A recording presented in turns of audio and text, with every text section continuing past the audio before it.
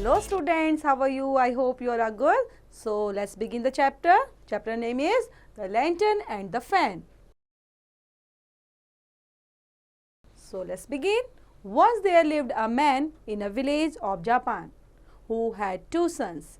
His sons went to a far off village and were married there. When they returned home after some time, each brought a wife. The father-in-law was greatly pleased with his two daughters-in-law. For many months, they all lived happily together. So एक बार की बात है, एक village के अंदर, Japan में वो village था, who had two sons, है ना, एक मैन रहता था और उसके दो बेटे थे. और वो कहाँ पर गए थे, एक बार एक बहुत दूर विलेज में गए हुए थे और वहीं पर उन्होंने शादी कर ली. ठीक है, जब वो वापस आते हैं तो क्या देखते हैं, ईच ब्रॉट अ वाइफ, की दोनों की शादी हो गई है. जो father in laws was greatly pleased करते हैं, ठीक है, और बहुत खुश होते हैं टू डॉटर्स इन लॉज को देखकर. और इतने महीनों के बाद उन्होंने जो देखा उनको देखकर खुश होते हैं. They all lived happily together.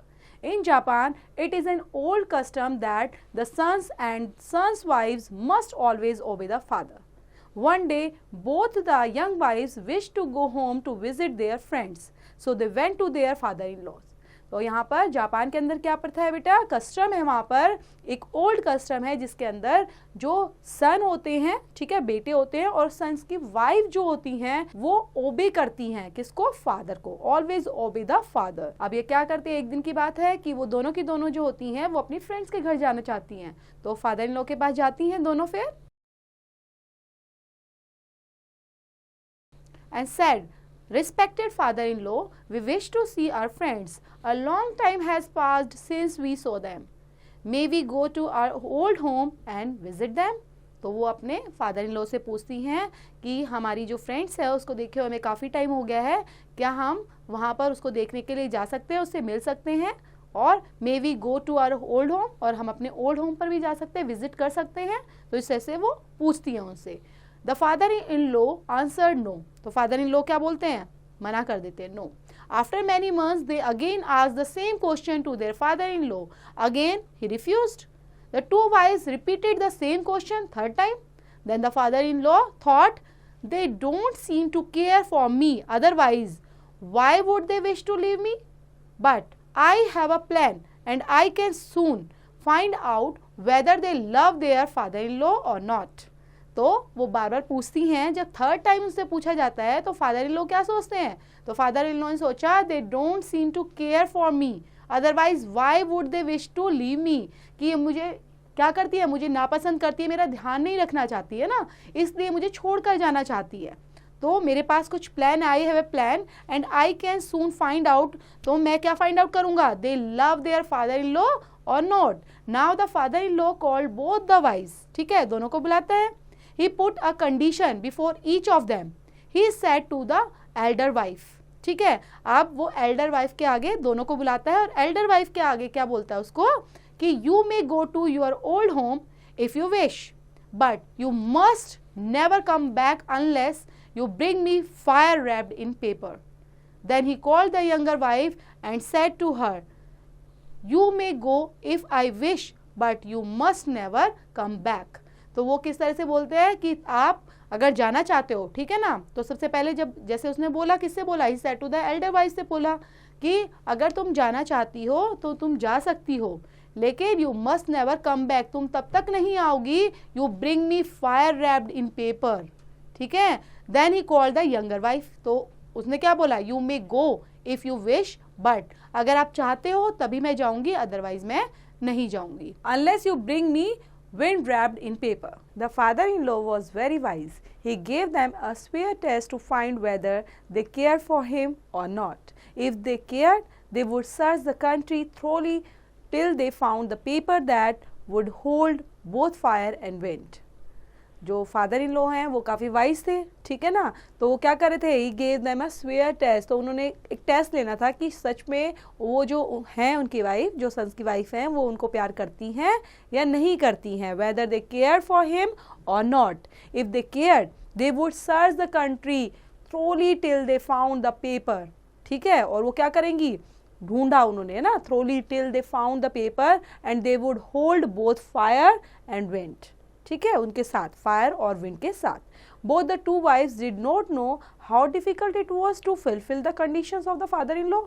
तो जो उन्होंने कंडीशन रखी थी ना पेपर की और फायर और विंड की, तो उन्होंने मतलब जैसे उनकी जो वाइफ थी, सन्स की वाइफ्स, तो उन्होंने सोचा इसमें क्या है, ये तो कोई बड़ी कंडीशन नहीं है फादर इन लॉ वाली, तो they were very happy to get his permission, ठीक है, और जल्दी से मतलब उनको परमिशन मिल जाएगी. They gladly visit their old friends and enjoyed their company.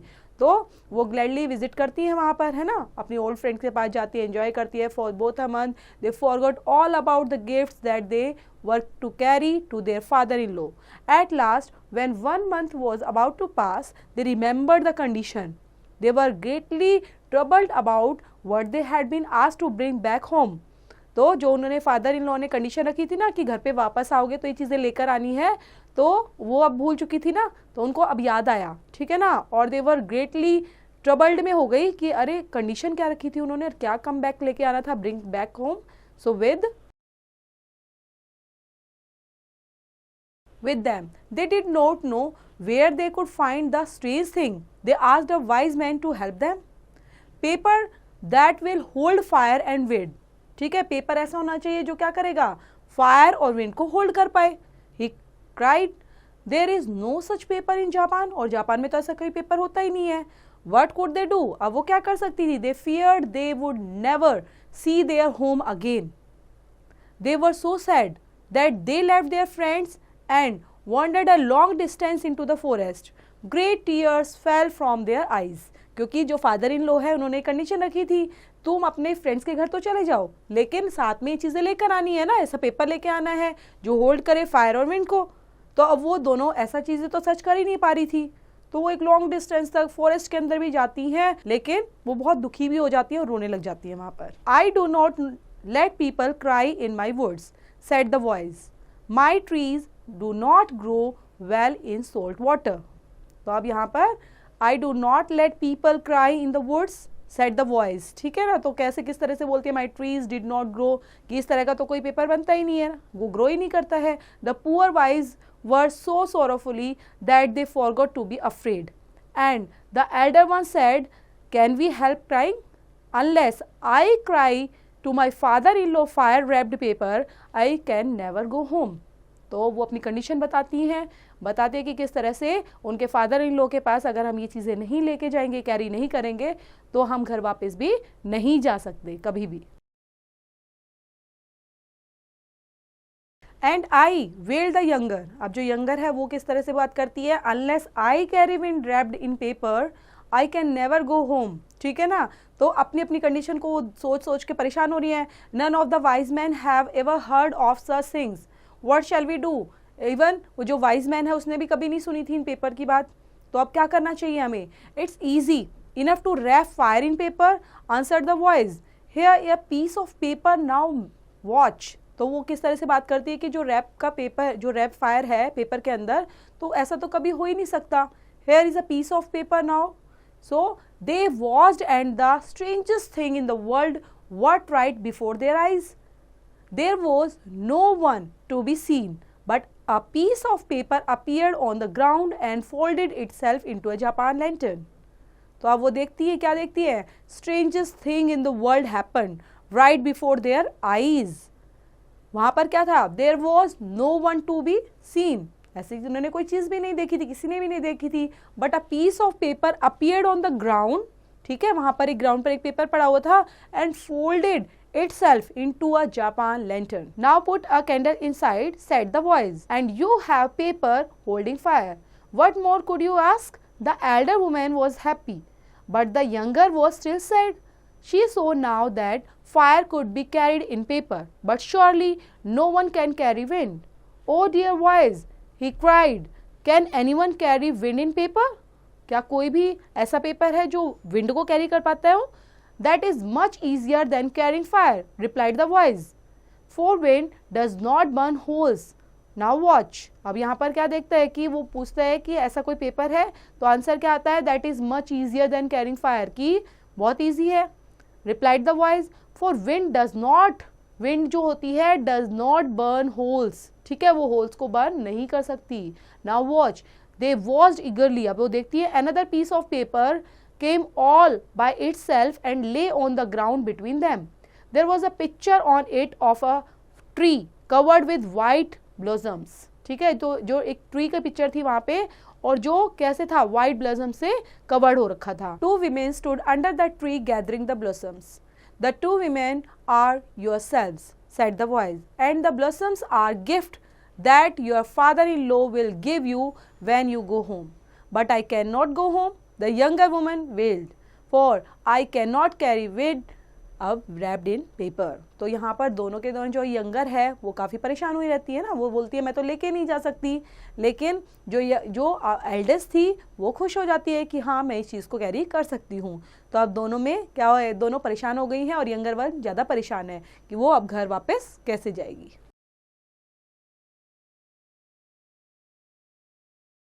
Here is the paper and there is always plenty of wind. Why not take them? अब वो कहते हैं कि ये जो एक पेपर है ना, वो प्लेंटी ऑफ विंड है उसके पास, है ना, बहुत सारी, मतलब उसमें प्लेंटी ऑफ विंड है, तो आप इसको क्यों नहीं लेकर जाते. Why not take them. Indeed I do not know how, the younger women answered sorrowfully. तो वो क्या, वो यंगर वुमेन क्या बोलती है, आई डू नॉट नो, मुझे पता ही नहीं है इसको कैसे लेके जाना है. ठीक है, बड़े दुख के साथ बोलती है. सोरोफुली क्या होता है बच्चे, दुख के साथ. This way of course, said the voice. Some long light twigs flew to the paper.